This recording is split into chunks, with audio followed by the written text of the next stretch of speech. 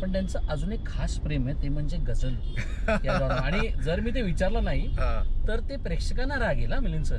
त्याच्यामध्ये प्लीज मला सांगा. एकदम तू मगाशी विचारलंस ना इथे कोणाला बसवलं असतं, राईट. तर मी किशोरदान बरोबर इथे मेहदी हसन साहेबांना बसवलं असतं. कारण माझं जेवढं किशोरदानवर प्रेम आहे तेवढंच माझं मेहदी हसन साहेबांवर आहे.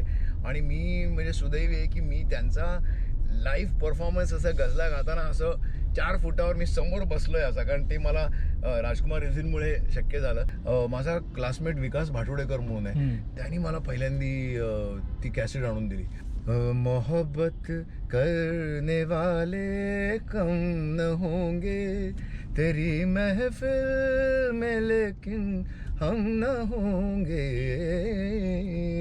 मोहब्बत करने वाले कम न होंगे. ही माझ्या आयुष्यातली पहिली गझल आणि मी ते ऐकून प्रेमात पडलो. आणि मग त्याच्यानंतर माझा हा गझल शिकायचं हे माझ्या डोक्यात आलं की नाही आपण गझल शिकूया.